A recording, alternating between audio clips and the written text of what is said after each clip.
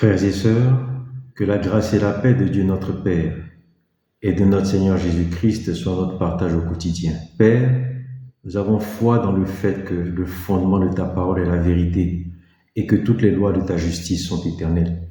Grave en nous les lois de ta justice et enseigne-nous ta parole qui est la vérité. Nous continuons notre partage sur l'amour de Dieu. Frères et sœurs, l'amour de Dieu est inconditionnel parce qu'il nous a aimés avant même que le monde ait été créé. En effet, il nous a créé même nature que lui. Le livre de Jacques nous dit que nous avons été engendrés par la parole de vérité. Dans Éphésiens 1, il nous est dit que nous avons été prédestinés en Jésus-Christ pour être pour lui, dans son amour, des fils d'adoption. Raison pour laquelle il nous a élus avant la fondation du monde, afin que nous soyons saints et irrépréhensibles devant sa face. Lorsque Dieu a voulu établir l'homme sur terre, dans Genèse 1, les versets 26 à 28, il a d'abord dit, créons, faisons l'homme selon notre image, selon notre ressemblance. Dieu qui s'aime, Dieu qui aime sa gloire, Dieu qui aime son nom, n'aimerait-il pas la créature faite selon leur image, selon leur ressemblance? Qui, lorsqu'il s'aime lui-même, n'aime pas apprécier son image dans un miroir? Dieu nous a aimés parce qu'au moment où il nous établissait sur terre, nous avions la même nature que lui. Et lorsqu'il a voulu nous créer, il nous a fait selon son image, selon leur ressemblance, avant de nous former sur cette terre. Son amour est inconditionnel et ne dépend pas de notre volonté, mais repose sur la gloire de son nom. Alléluia. Et lorsque Dieu nous a créés sur terre, comment est-ce que s'est manifesté cet amour avant la désobéissance? Parce qu'il faut savoir qu'il y a eu une manifestation de cet amour après la désobéissance. En effet, nous le verrons, la désobéissance n'a pas altéré cet amour-là. Mais avant cette désobéissance, en Éden, avec Adam et Ève, comment s'est manifesté cet amour? Alléluia. Frères et sœurs, nous pouvons constater que nulle part dans le livre de Genèse et dans les autres passages de la Bible qui évoquent les livres de Genèse 1 et 2, avant la désobéissance, l'amour n'est mentionné. À aucun moment, l'amour n'est mentionné. Est-ce à dire que l'amour n'existait pas? Est-ce à dire qu'il n'y avait pas d'amour?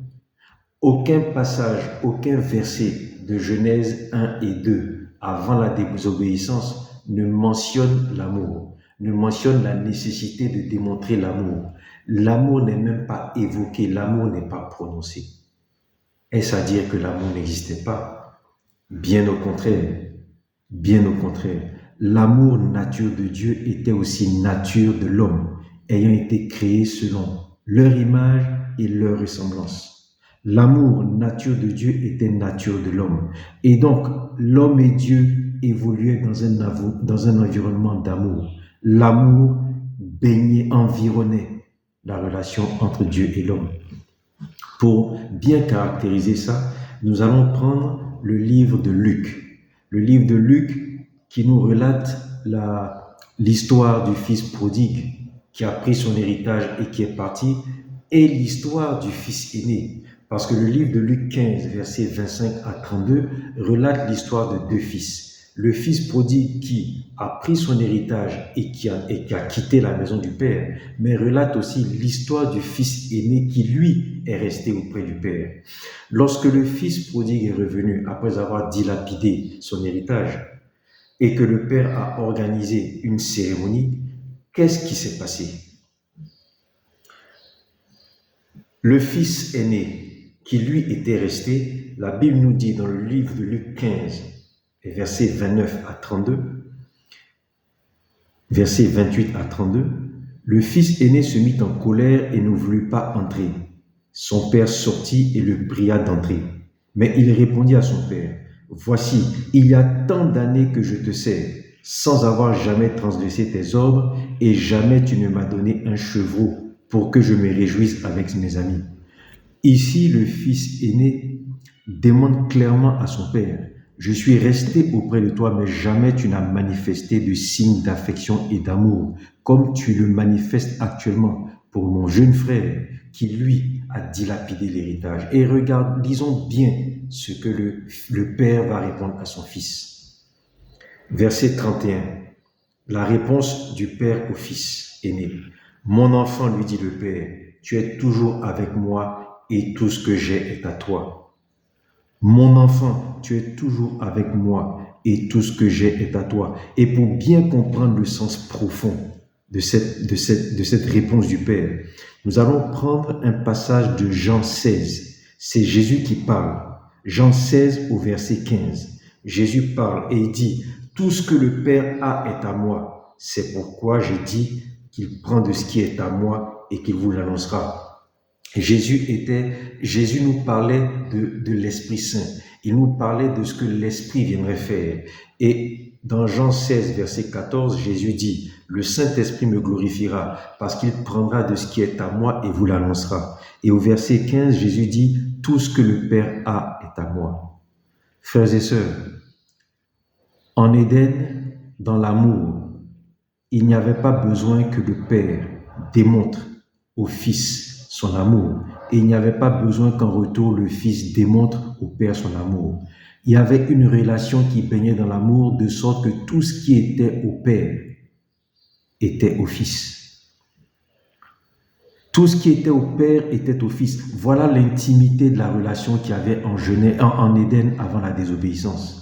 C'était une relation d'une intimité telle que l'homme, créé selon leur image, leur ressemblance, possédait, de par sa nature et de par la relation d'amour qu'il avait avec le Père, possédait tout ce qui était au Père.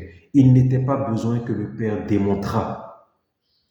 Le Père créateur, il n'était pas besoin qu'il démontrât à Adam et Ève son amour, parce que cela était naturel. Alléluia.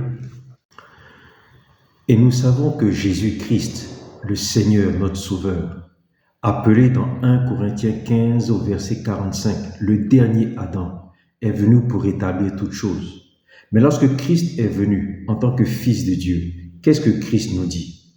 D'abord, Jean, étant dans la révélation de ce qu'est l'amour entre le Père et le Fils, nous dit, dans Jean 3 au verset 35, le Père aime le Fils et il a remis toutes choses entre ses mains. Le Père aime le Fils. Lorsque Jean dit le Fils, il parle de Jésus. Jean le Baptiste étant venu pour inaugurer le ministère de Christ, il parle de Jésus et il dit, le Père aime le Fils, il a remis toutes choses entre ses mains. Christ lui-même, le dernier Adam, comme je dis, qu'on l'appelle dans 1 Corinthiens 15, 45, n'a jamais réclamé tout au long de ce ministère que le Père lui démontra ou que le Père lui manifesta son amour. Non. Christ dit, Jean 5, verset 20, le Père aime le Fils. Christ dit, le Père aime le Fils. Christ n'avait pas besoin que le Père lui démontre son amour. Christ sait, il est dans la foi que le Père aime le Fils. Alléluia. Ainsi donc, tout chrétien, c'est une révélation qui nous est faite. Tout chrétien, tout croyant qui a accepté Jésus-Christ comme Seigneur et comme Sauveur, est restauré dans sa nature de Fils et est rétabli dans les mêmes conditions que celles qui existaient en Éden avant la désobéissance. Car Christ est venu pour restaurer toutes choses. Tout croyant qui a fait de Christ son Seigneur et son Sauveur, se retrouve rétabli dans les conditions d'avant la désobéissance. Et donc, tout croyant, qui, comme nous le dit Romains 8 au verset 16, tout croyant à qui l'Esprit rend témoignage à son esprit, qu'il est enfant de Dieu, et qui vit conformément à Romains 8, c'est-à-dire qui vit en ayant le désir de marcher selon l'esprit et non pas marcher selon la chair. Tout croyant qui vit en ayant la volonté de vivre selon l'esprit, de faire mourir les actions du corps par l'esprit. Ce croyant-là sait qu'en Jésus-Christ, il a récupéré son identité de fils et qu'il est restauré, rétabli dans les conditions d'avant la désobéissance. Alléluia. Et ce croyant-là, il a la conviction qu'il a été crucifié avec Christ et que s'il vit, ce n'est plus Christ qui vit en lui. S'il vit, ce n'est plus lui qui vit, comme nous le dit Galates 2:20. S'il vit, ce n'est plus lui qui vit, mais c'est Christ qui vit en lui. Et à partir du moment où un croyant a la conviction qu'il a été crucifié avec Christ, que l'Esprit rend témoignage à son esprit qu'il est enfant de Dieu, et que s'il vit, ce n'est plus lui qui vit, mais que c'est Christ qui vit en lui, ce croyant-là vit maintenant dans la foi, comme nous le dit Galates 2:20, il vit dans la foi au Fils de Dieu qu'il a aimé et qui s'est livré lui-même pour lui. Frères et sœurs, un croyant qui vit dans la foi en celui qu'il a aimé et qui s'est livré lui-même pour lui, a-t-il besoin encore d'une démonstration d'amour? Frères et sœurs, le croyant qui a fait de Christ son Seigneur et son Sauveur, Romains 8, verset 16 dit que l'Esprit de Dieu atteste, témoigne à son esprit qu'il est enfant de Dieu, qu'il a donc récupéré son identité de fils de Dieu en Jésus-Christ, par Jésus-Christ et pour Jésus-Christ. Que Christ soit confessé dans nos vies chaque jour. Ce croyant-là, la Bible dit en Galates 2:20 qu'il a la conviction qu'il a été crucifié avec Christ. Et que s'il vit maintenant, ce n'est plus lui qui vit, c'est Christ qui vit en lui. Et que, étant donné que Christ vit en lui, il vit maintenant, même s'il vit dans la chair, il vit dans la foi au Fils de Dieu qu'il a aimé au point de se livrer lui-même pour lui. Ce croyant-là n'a plus besoin de réclamer que Dieu lui démontre son amour parce qu'il vit dans la foi en celui qu'il a aimé.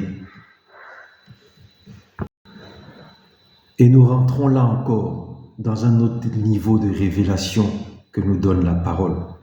Nous allons reprendre le passage de Jean 5, les versets 19 à 21. Reprenons le passage de Jean 5. Au verset 20, Jésus dit « Le Père aime le Fils ». Mais reprenons le passage de Jean 5 du verset 19 au verset 21 et nous allons comprendre quelque chose d'extraordinaire que nous donne l'amour de Dieu. Jean 5, versets 19 à 21. Jésus reprit donc la parole et leur dit, « Tout ce que le Père fait, le Fils aussi le fait pareillement. » Verset 20. « Car le Père aime le Fils et lui montre tout ce qu'il fait, et il lui montrera des œuvres plus grandes que celles-ci, afin que vous soyez dans l'étonnement. Car comme le Père ressuscite les morts et donne la vie, ainsi le Fils donne la vie à qui il veut. » Je reprends. Jean 5, les versets 19 à 21. Nous disons que tout croyant qui vit en Jésus-Christ n'a plus besoin que le Père lui démontre son amour, parce que ce croyant-là vit dans la foi en celui qu'il a aimé au point de se livrer pour lui. Mais nous allons voir que cet amour nous amène à une dimension encore plus extraordinaire. Et nous lisons pour cela Jean 5, versets 19 à 21. Jean 5, verset 19. Jésus reprit donc la parole et dit, « Tout ce que le Père fait, le Fils aussi le fait pareillement, car le Père aime le Fils et lui montre tout ce qu'il fait, et il lui montrera des œuvres plus grandes que celles-ci, afin que vous soyez dans l'étonnement. Car comme le Père ressuscite les morts et donne la vie, ainsi le Fils donne la vie à qui il veut. » Alléluia. Jésus dit que le Père aime le Fils. Nous qui avons reçu la parole, comme dit Jean 1:12, nous qui avons reçu la parole, qui avons foi en la parole nous a donné le pouvoir de devenir enfants de Dieu, de devenir fils de Dieu. Ainsi donc, puisque nous sommes héritiers de Christ, nous sommes héritiers de Dieu et co-héritiers de Christ conformément à la parole. Si le Père a aimé Christ, le Fils, et lui a montré les œuvres qu'il fait, et lui a montré tout ce qu'il fait. Ainsi donc, nous, en tant que fils, parce que le Père nous aime, il nous montrera tout ce qu'il fait et il nous montrera des œuvres plus grandes que celles que Christ a faites. C'est ce que Christ a dit. Nous pouvons lire, nous pouvons repartir voir les partages de 40 à 44 sur faire les œuvres de Dieu. Faire les œuvres de Dieu en tant que fils de Dieu. Dans ces partages-là, qu'est-ce qu'il est dit dans Jean 14 ? Jésus parle et il dit, celui qui croit en moi fera aussi les œuvres que je fais, et il en fera de plus grandes parce que je m'en vais au Père. Dans Jean 14, au verset 12, Jésus dit, celui qui croit en moi, c'est-à-dire qui croit en moi, la parole faite chair, fera aussi les œuvres que je fais, et il en fera de plus grandes parce que je m'en vais au Père. Mais l'explication nous est donnée par Jean 5, le verset 19 à 21. Pourquoi est-ce que celui qui croit en Jésus fera des œuvres plus grandes que celles que Jésus a faites? Tout simplement parce que celui qui croit en Jésus, la parole faite chair, celui-là, il est fils de Dieu et le Père aime le Fils et il montrera à ce Fils-là tout ce qu'il fait. Le Père lui montrera des œuvres plus grandes afin que nous pratiquions ces œuvres-là. C'est ainsi que Christ a pu dire dans Marc 16, les versets 15 à 17. Christ, Marc 16, versets 15 à 17, a dit, lorsqu'il s'adressa à ses disciples, « Allez par tout le monde, prêchez la bonne nouvelle à toute la création. Celui qui croira et qui sera baptisé sera sauvé. Celui qui croira en la parole, qui croira en la parole, en la bonne nouvelle, prêchée à toute la création. Celui-là qui croira sera fils de Dieu. Et parce qu'il sera fait baptiser, il sera sauvé. Et voici les miracles qui accompagneront ceux qui auront cru. » Pourquoi des miracles accompagneront ceux qui auront cru? Parce que ceux qui auront cru seront fils de Dieu. Et à ceux-là, le Père qui les aime leur montrera tout ce qu'il fait. Il leur montrera des œuvres encore plus grandes afin que les fils de Dieu puissent étonner toute la création. Puissent étonner toute la création. Dans Éphésiens 2, 10, il est dit que les fils de Dieu sont ouvrages de Dieu, ayant été créés en Jésus-Christ pour de bonnes œuvres que Dieu a préparées d'avance afin que ces fils-là les pratiquent. Frères et sœurs, en Éden, il n'était pas question de démonstration d'amour, mais il était question que Adam, fils de Dieu, pratique les œuvres que le Père allait lui montrer parce que le Père aimait Adam, fils de Dieu. Alléluia, alléluia, alléluia. Frères et sœurs, la nécessité de prouver l'amour a été engendrée par la désobéissance. La nécessité de prouver l'amour a été engendrée par la désobéissance. C'est parce qu'il y a eu désobéissance qu'en Deutéronome, on a pu lire Deutéronome 10, verset 12. Et maintenant Israël, que demande de toi Yahweh ton Dieu, si ce n'est que tu craignes Yahweh ton Dieu en marchant dans toutes ses voies, en aimant et en servant Yahweh. Je reprends. Deutéronome 10. C'est parce que nous sommes dans la désobéissance qu'il y a une nécessité de prouver l'amour. Avant la désobéissance, il n'y avait pas besoin.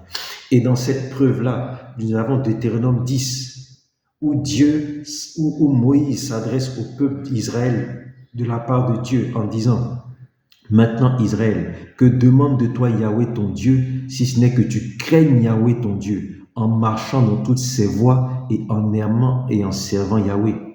Nous avons l'équivalent de cette requête dans Jean 14. Jean 14, verset 21. Jésus dit, celui qui a mes commandements et qui les garde, c'est celui qui m'aime. Celui qui m'aime sera aimé de mon Père. Je l'aimerai et je me ferai connaître à lui. C'est parce qu'il y a eu désobéissance, frères et sœurs, qu'il y a une nécessité de prouver l'amour. Même en Éden, avant la désobéissance, il n'a jamais été demandé à Adam d'aimer Ève. Il n'a jamais été demandé à Adam d'aimer Ève. Il a été demandé à Adam de s'attacher à Ève afin que tous les deux ne forment qu'une seule chair. Éphésiens 5, 25. Marie, aimez vos femmes, est une condition de la désobéissance. Frères et sœurs, que Christ soit confessé dans nos vies, afin que, devenu Fils de Dieu, la relation d'amour en nous et le Père soit rétablie. Que la grâce et la paix de Dieu notre Père et de notre Seigneur Jésus-Christ soient notre partage au quotidien.